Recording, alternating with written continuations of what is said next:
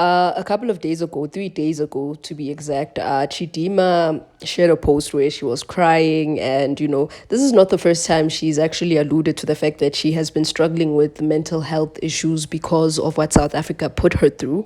And obviously, that is the story that she's going with in the public. And also, that is what the public is saying about South Africa.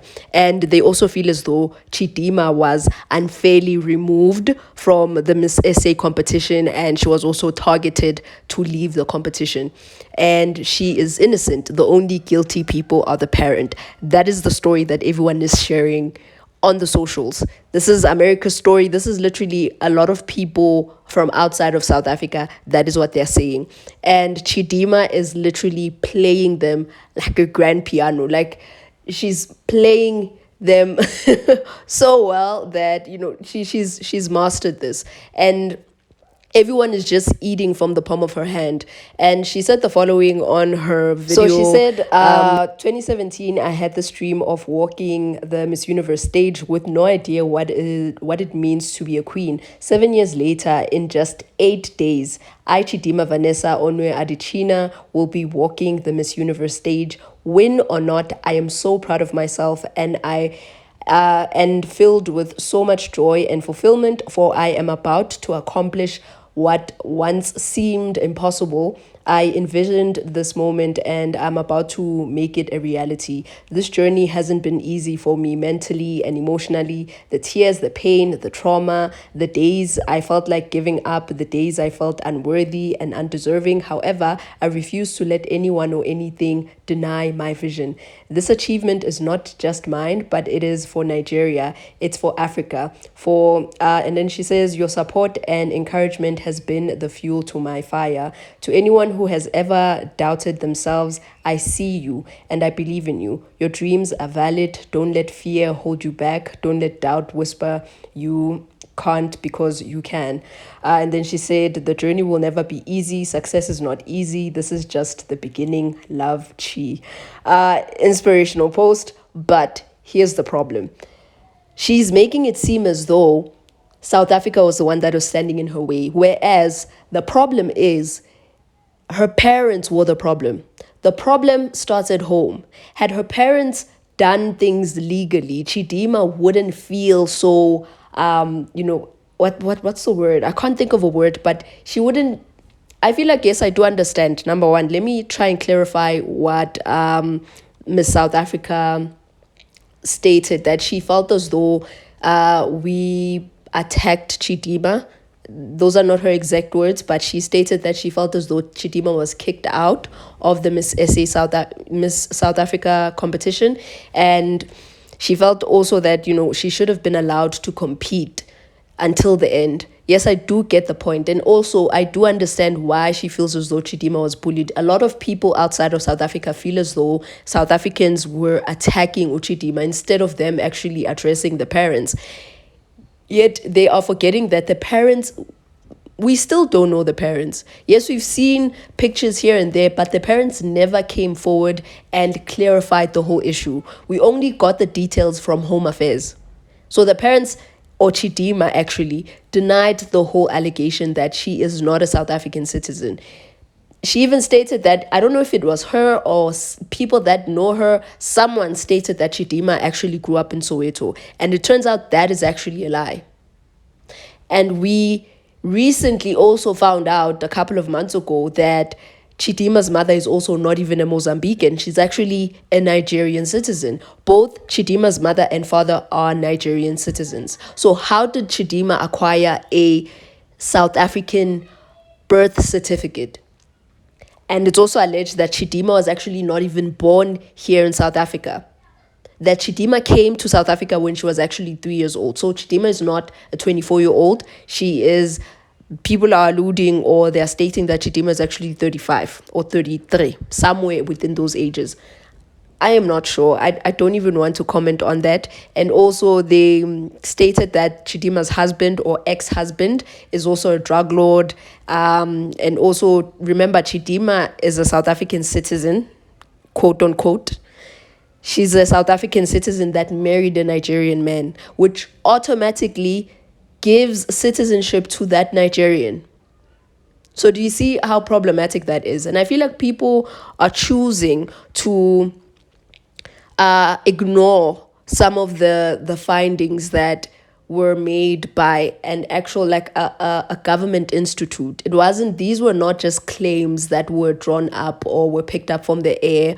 Like, these are actual findings that were found by the government, by the department. And a lot of people are pretending as though none of this happened. They're pretending as though South Africans targeted Chidimma because of her name and surname. Yes, I will agree with that, that we don't have Chidimma Adetshina in South Africa. We don't have those names. We have 11 official languages, and we are most likely, the only names that we know are probably from European descents, white people. We won't question them because of, the apartheid history that we have here in South Africa. But when it comes to like black people, we know all the other different tribes. We know the different surnames that come from those tribes. So if we hear a name such as Chidimma Onwe Adetshina, that's literally, there's no language that has a Chidimma. We don't even know what Chidimma means. We don't even know what Adetshina means. And I'm not discriminating, by the way, but I am stating that, yes, South Africans did notice that that name is quite strange. We don't have Abo Chidimma in South Africa. We don't have that name. And yes, we do have a history of xenophobia. This also, I feel like this is partly because of the unemployment issue that we have here in South Africa, and also poverty. There's a lot of issues that play into, people not being so welcoming to foreigners. I think it's because of the unemployment issue. It's because of the wealth gap between the rich and the poor. And also, South Africa was once ranked as the most unequal nation in the world. So you can imagine, you can imagine the frustration of majority of black people. So I don't like actually how Chidimma is playing this out. I feel like with her platform, and I feel like South Africans technically pushed Chidimma to have this platform. The attack that they showed Chidimma, or the attack that they inflicted on Chidimma, actually gained Chidimma a lot of sympathy from the outside, from people outside of South Africa and other foreign nationals. And also they felt as though, I think if the judges actually made a black woman who was South African win, we wouldn't have received so much backlash. But because not even we allowed, but the judges chose a white lady over a black African woman, it sort of makes it rather suspicious, and people are going to start thinking that maybe this is a race issue, maybe we have a problem with black people, maybe this is a black on black hate, whereas it's not. It's more of a tribal thing. It's more of, yes, a xenophobic thing. But I think because of that nature, or because of them picking a white woman, it just made it seem as though really we have a problem with black people. We have a problem with black women, and South Africa is very problematic, and racism is a huge thing in South Africa. Yes, it is. I'm not going to even deny it. It is. Especially, it's more prevalent in the workplaces. It's more prevalent in Cape Town. We have specific areas here in South Africa where racism is still very much alive. And yes, people may choose to ignore it, but that's on them. But the issue here it's that I feel like Chidimma has a large platform to actually address the issue. And in case you missed it, Chidimma's ID document has been, terminated or has been revoked. She's no longer a South African citizen. Chidimma's mother and father and Chidimma are no longer allowed to enter South Africa. And now the question is, how did they manage to leave or escape South Africa without the authorities knowing? That was and the most shocking part is that all of these news, like Chidimma leaving the country, it was literally all over social media, and the police and the Hawks and all of these other government officials, had no idea that Chidimma and her mother had already left the country. They only noticed that Chidimma's parents had left the country when they saw the the finale of the Miss Universe Nigeria, where Chidimma won the Miss Universe Nigeria competition, and the mother was actually there with Chidimma on stage. That was the only time the officials were aware that Chidimma and her parents had left South Africa. And fine, they were given like a 90-day period where they were supposed to come back and address some of these issues. Because remember, this was an ongoing investigation. And guess what? This was exactly what people actually alluded, that these people are never coming back to South Africa because it's so easy to come in and out of South Africa as long as you have money. And that's exactly what happened. They didn't show up. They didn't communicate with the police or the investigative officers, I'm assuming. And also they gave the wrong address. Where they lived here in South Africa, they did find the Chidimma's mother's numbers. They did find her numbers and they contacted her, and she gave them the wrong address.